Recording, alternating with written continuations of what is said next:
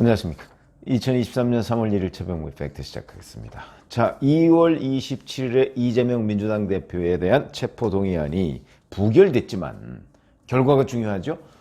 그러나 그 부결에 이르는 과정에서 민주당 내 반란표가 많이 나오니까 최소 31명이다 이렇게 얘기를 하지만 친민주당 계열까지 합치면 38명 이 정도가 반란표를 던졌다. 그래서 사실은 가결까지는 10표가 부족했죠. 139인데 149가 됐으면 가결되는 겁니다. 그러면 구속되는 건 아니고 이제 영장실질심사를 받으러 가는 거였죠. 자, 이렇게 되니까 아슬아슬하게 이게 이제 부결됐다. 이렇게 하지만 결과는 물론 부결이지만 이러면 다음번 체포동의안이 들어오면 가결되는 것 아니야? 이런 불안감 때문에 이제 누구야 도대체 체포동의안에 찬성한 사람이 이렇게 돼서 그 색출 작업에 나섰다. 아마 언론 보도에 다 확인을 하셨을 겁니다. 이재명 대표의 팬카페인 재명인의 마을 또는 친민주당 성향의 인터넷 커뮤니티 이런 데서는 제가 썸네일에도 말씀을 드렸지만 수박 리스트, 그러니까 겉과 속이 다르다 이런 거죠. 그 다음에 총선 낙선 의원 명단 이런 것들을 쭉 제목을 다는 그런 명단들이 나오고요. 그 다음에 1급 역적 수박을 색출해야 한다 이러면서 의심스러운 의원들의 휴대전화 번호 이런 것까지, 이름, 휴대전화 번호 이런 것까지 거기 다 공개가 돼 있습니다. 부결표를 던졌느냐 이런 식으로 얘기하면서 특정 의원을 향해서 질문을 던지는 그런 개딸들 내지는 이재명 대표의 강성 지지자들도 있고요. 그 다음에 양심 고백하고 자수하라 이런 문자 폭탄을 날리기도 합니다. 자, 실제 김남국 의원 잘 아시다시피 대표적인 친이재명계죠. 실제로 표결 하루 이틀 전부터 조직적으로 여러 전화를 돌리면서 가결과 부결, 무효 이런 조직적인 표를 모으고 있었던 것으로 확인을 했다. 이렇게 누구한테 어떻게 확인을 했는지는 모르겠으나 제가 보기엔 근거가 없는 것으로 보입니다. 설령 만났다고 해서 그 만난 게 그렇게 조직적으로라는 거는 안 하려고, 예를 들어서 체포동의안에 찬성표를 안 던지려고 했던 사람을 설득해서 그렇게 했다면 몰라도 이거는 찬성표를 던져야 된다고 생각하는 사람들끼리 모여서 그래 이 도저히 안 되겠다. 이거는 일종의 애당심입니다. 그런데 그런 걸 이런 식으로 마치 조직적으로 했기 때문에 이탈표가 많이 나온 것처럼 잘못된 진단이죠. 친명계 김용민 의원도요. 동지에 대한 신뢰와 예의가 우선이다. 이렇게 얘기를 했는데 글쎄요. 이 또한 신뢰 예의를 따지기 전에 당이 더 중요하다. 선당 후사의 정신. 왜 그런 생각은 못하느냐. 이런 비판에 직면해 있고요. 그 다음에 현근택 민주연구원 부원장. 이건 의원은 아닙니다. 오늘 페이스북에다 보니까 무기명 비밀투표 뒤에 숨는 것은 비겁하며 본인이 밝히지 않더라도 알 수 있는 방법은 얼마든지 있다. 이렇게 일종의 협박을 했습니다. 자, 무기명 비밀투표라는 거는요. 원래 숨는 겁니다. 제도 자체가 숨는 거 아닙니까? 기명을 안 했으니까. 무슨 재주로 알죠? 이걸 알 수 있는 방법은 독심술밖에 없습니다. 자, 이러다 보니까 이제 오영환 의원, 권칠승 의원, 이병훈 의원, 고영인 의원 이런 사람들은 이제 페이스북이나 또는 방송 같은 데 나와서 이제 이른바 인증을 받은 거죠. 나는 부결표 던졌다. 이렇게 고백을 하고. 그러나 이 또한 믿을 수 있는 건 아닙니다.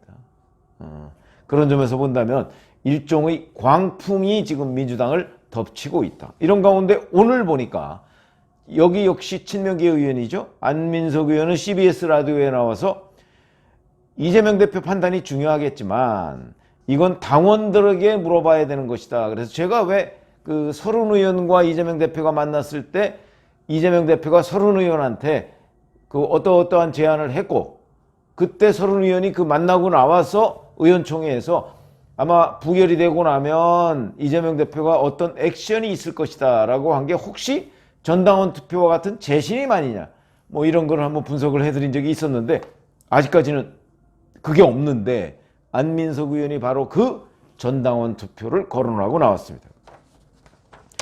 자, 이게 잘 아시다시피 그야말로 광풍이 민주당을 휘몰아치고 있고 휘청휘청거리고 있습니다. 민주당이. 그러나 색출 될까요? 택도 없죠. 될 리가 있습니까? 무슨 재주로 색출을 합니까? 그러니까 이거는 그냥 화풀이성으로 희생양 찾기 뭐 이런 정도에 불과하다. 그리고 제2차 체포동의안, 제3차 체포동의안이 왔을 때 그때 자 1차 체포동의안 부결됐을 때 어떤 일이 있었는가 하는 일종의 우협 뭐 이런 거라고 볼 수가 있는 거죠. 그러니까 이거는요 뭐 확인될 수 있는 내용이 아닙니다. 그냥 좌표 찍기. 그래서 협박을 해서 겁을 먹으면 다음부터 그런 일을 안 하겠지 라는 이런 그 정도로 우리가 해석을 하는 것이 좋다. 그러면 이것이 결국 앞으로 민주당의 분당을 몰고 올 것이냐 뭐 이런 얘기들 언론에 지금 많이 보도가 됐습니다. 한마디로 얘기하면 분당은 없습니다. 그럼 왜 없냐? 만약에 이재명 대표의 친명계가 당을 지키고 그렇지 않고 반명 또는 비명계가 친문계나 이런 데가 나가서 당을 하나 만든다? 그게 성공할 수 있을까요? 거기에 완벽한 대권 주자가 있다 라고 하면 성공할 수 가능성이 조금은 있죠. 그러나 지금 뭐 이낙연 전 대표, 정세균 전 대표, 김부겸 전 총리 뭐 이런 사람을 가지고 지도자로 해서 뭐 당을 하나 만든다? 성공할 수가 없죠. 그 성공할 수 없다는 거는 뭐 충분히 우리가 짐작할 수 있는 부분이고요. 그래서 바로 이런 지도자들을 포함해서 많은 사람들은 민주당이라는 적통을 지키고 싶어 합니다. 그러니까 이재명 대표한테 당권을 내려놔라 이렇게 압박을 자꾸 가하는 거지. 만약에 자기들이 정말 능력이 있으면 나가서 딴살림 차리죠. 근데 그 능력이 안 되거든요. 적어도 우리나라에서 그 능력이 된다 하는 걸 기자들도 인정하고 또 입증을 해낸 사람은 과거 삼김 씨밖에 없습니다. 김영삼, 김대중, JP. 뭐 JP도 그게 완벽하게 입증됐다고 보기는 어렵죠. 그러니까 양김 씨 정도.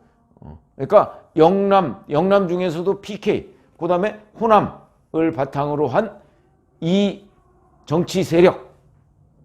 이 사람들은 적어도 자기들 나름대로의 영역을 확보할 수가 있었기 때문에 이 사람들이 만든 정당은 성공한 사례가 있습니다. 그 다음에 또 하나 92년에 보면 정주영 현대그룹 명예회장이 만든 국민당. 이것도 그러면 성공한 것이냐? 그렇게 보기 어렵죠. 그거는 바로 그러니까 YS 세력과 DJ 세력이 아닌 일종의 제3세력이 YS, DJ의 싸움에서 일종의 반사 이익을 얻은 것에 불과하다. 저는 그렇게 봅니다.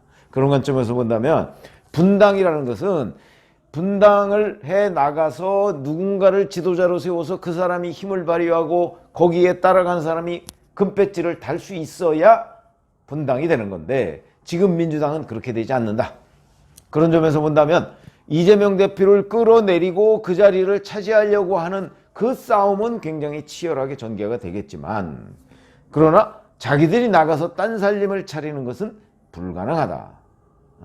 이렇게 말씀을 드릴 수가 있습니다. 그러다 보니까 지금 섣불리 분당론 얘기하는 언론 매체 뭐 그런 것들은 제가 보기엔 그 잘못 짚은 것이다. 그거는 한국 정치사를 제대로 연구를 좀 해봤다면 아마 그런 일은 없을 것이고 실제 나가서 이 사람들이 뭐 제3정당을 만든다고 했을 때 뭐 아마 몇 석 정도는 가능할 수도 있겠죠. 그거는 자기들의 능력으로 가능한 게 아니고 제3세력은 얼마나 있게 마련입니다. 지금 우리나라에도 예를 들어서 국민의힘과 민주당이 강력하게 맞붙어서 싸우게 되면 제3당이 나오게 되면 정의당 같은 제3당 말고 예를 들어서 중도정당 뭐 이런 게 하나 나온다고 하면 중도정당이 표를 제법 가져갈 수는 있습니다. 저는 뭐 그 표가 대략 과거 경험이나 이런 것들로 미루어 보면 한 300만 표 정도? 그러니까 국민 전체로 본 퍼센테이지로 보면 뭐 한 15% 정도는 있지 않나 싶습니다. 흔히 우리가 30, 30, 중도 40 이렇게 얘기하는데 그 중에 한 15% 정도는 늘 그 지도자가 누구냐에 따라서 진폭은 있지만 그 정도의 제3세력 지지 분위기는 있다. 그러니까 그런 정도라면 비례대표 몇 석 정도는 충분히 가능할 수가 있죠. 그러나 이거는 온전히 제3당으로서 성공했다고 하기는 어려울 거기 때문에 이건 민주당 분당 가능성보다는 지금 민주당의 적통을 이어받으려고 그 적통을 놓고 싸움을 할 가능성이 훨씬 높다. 이렇게 보는 거고요. 자, 그러다 보면 결국 이제 당권 싸움을 하게 된다는 거죠. 그러니까 민주당 당권 싸움. 근데 당권 싸움도요, 잘 아시다시피 이재명 대표가 당권을 내려놓지 않는 한 불가능합니다. 1995년에 DJ를 따르는 수많은 의원들이 다 이기택 대표의 민주당에 있었습니다. 왜냐하면 DJ는 그 전에 1992년 대선에서 YS한테 패하고 영국으로 유학 갔다가 6개월쯤 뒤에 돌아왔는데 그때까지도 본인은 마치 정계를 은퇴해서 다시 복귀 안 할 사람인 것처럼 그때 아태재단 만든 거 아닙니까? 많은 사람들이 다 알았죠. DJ가 정계 복귀한다는 것을. 그러나 안 하는 것처럼 해놓고 실제 뒤로는 다 이런저런 95년 지방선거 기획 같은 거 다 했습니다. DJ가. 근데 그렇게 해놓고 이기택 대표가 말을 안 들으니까 그 자기 세력이 훨씬 더 많음에도 불구하고 결국 신당 창당의 길을 나섭니다. 그건 왜 그러냐면 빼앗을 수가 없으니까. 이기택 대표가 대표직을 안 내려놓는데 무슨 재주로 빼앗습니까? 그래서 DJ가 95년에 새정치국민회의라는 정당을 만드는 겁니다. 그런 예에서 보듯이 대표직을 내려놓지 않으면 그 대표직을 빼앗을 수는 없습니다. 그러니까 진짜 옥중공천 이런 얘기가 나올 수밖에 없는 거죠. 정말 끝까지 고집하면 옥중공천이 나올 수밖에 없습니다. 그러나 문제는 정치는 생물이라고 하죠. 움직이는 겁니다. 그러다 보니까 지금 현재는 이렇지만 만약에 올 연말쯤 해서 공천이 가시화됐을 때 민주당 지지율은 여전히 지금보다 더 시원찮고 이재명 대표는 예를 들어서 감옥에 그때 가 있을지 안 가 있을지는 모르지만 어쨌든 그런 상황이고, 그런데 대표직을 안 내려놓고 이대로 가면 내년 총선에서 그냥 민주당이 2당은 물론이고 폭망하게 생겼다. 이렇게 되면 의원들은 자기들이 배지를 못 달게 생긴 거 아닙니까? 특히 수도권 같은 경우 못 달게 생긴 거죠. 가만히 있질 않죠. 그때 이재명 대표한테 요구를 100번 해봤자 소용이 없습니다.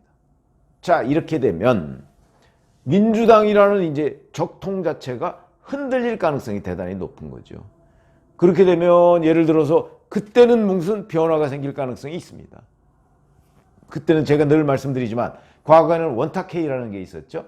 이제 민주당의 원로그룹과 제야 지도자들 이런 사람들이 모여서 그 원탁회의가 큰 흐름을 결정했는데 지금은 그 원탁회의는 없는 것 같고 일부 이제 돌아가시고 다 하다 보니까, 그리고 그보다는 오히려 민주당의 원로그룹 이해찬, 문희상, 김원기, 임채정 그다음에 유인태 이런 분들이 이제 이른바 상임고문단 회의죠. 권노갑 이런 사람들, 그런 사람들이 모여서 도저히 지금 이재명 대표 체제로는 내년 총선을 치를 수가 없다. 그렇기 때문에 자, 이재명 대표를 어떻게 하자. 예를 들어서 대표직을 있지만 비대위를 하자든지 아니면 대표직을 내려놓도록 압박하자든지. 아마 그렇게 압박해도 이재명 대표는 글쎄요, 그거는 확신할 수 없습니다만은 안 내려놓을 거래요. 아마 그 상황이 돼도. 그렇게 되면 이제 비대위로 간다든가 아니면 이제 그런 데에는 친명계 핵심 몇 명을 빼놓고서 대부분의 의원들이 공감할 겁니다. 그렇게 되면 전당대회를 열자. 그래서 총의를 물어보자. 여러 가지의 방법이 있죠. 그 방법을 통해서 이재명 대표를 사실상 배제하는 아마 그런 결정을 내릴 가능성이 있는데, 자, 그거는요 앞으로 한참 뒤의 얘기입니다. 계속 이런 식으로 가지만 이거는 결론 없는 공방이 벌어질 가능성이 대단히 높고, 그러다 보니까 이런 상황, 이런 혼란상으로 어찌 보면 계속해서 가게 될 것이다. 그 상황에 중간에 몇 가지 변수가 있죠. 몇 가지 변수라는 건 결국 2차 체포동의안, 3차 체포동의안이 어떻게 되느냐. 뭐 예를 들어서 139표였죠. 찬성이. 이게 2차 때는 뭐 140, 뭐 예를 들어서 5표. 이래도 부결되는 겁니다. 그런 여러 가지의 변수가 있지만 지금 현재의 뭐 색출 소동 이런 광풍은 결실은 없을 것이다. 결국 그냥 혼란만 있고 서로의 으르렁거림만 있지 실질적으로 뭐 대표직을 내놓는다든가 아니면 뭐 다른 방안의 어떤 결론 그거는 없을 것이다. 이렇게 보는 게 맞고요. 이런 혼란 사실 국민의힘으로서는 이재명 대표 중심으로 이런 혼란이 내년 총선까지 가는 것이 훨씬 좋겠죠. 그러나 그것도 누구도 장담할 수 없는 내용이다. 저는 그 가능성보다는 오히려 올 연말이나 이런 쯤에 이재명 대표를 어떻게 할 것인가를 놓고 민주당의 고문단 외곽 세력 이런 데가 한번 일종의 쿠데타 뭐 이런 게 열릴 가능성이 훨씬 더 높다고 보고요. 그렇게 되면 지금 현재의 공방은 뭐 조금 잠잠해지긴 하겠지만 계속되는 거죠. 그냥 끝나지 않고요. 그렇다고 뭐 비명계가 뛰쳐나가지도 않고. 그러니까 민주당을 생각하는 사람 입장에서 본다면 앞길이 암울하다. 이렇게 아마 우리가 예상을 하는 것이 그래도 합리적인 예상일 것이다. 중간에 물론 어떤 또 돌발 변수가 있을지는 모르겠으나 적어도 지금과 같은 광풍 이것 때문에 뭐 이재명 대표가 대표직을 내려놓는다. 그런 가능성은 점치기가 쉽지가 않다. 어렵다 한마디로 이렇게 말씀을 드리면서 지금 이런 광풍은 그냥 계속되는 거죠. 약간의 뭐 진도에만 좀 차이가 있을 뿐이다. 이렇게 말씀을 드릴 수가 있겠습니다. 고맙습니다.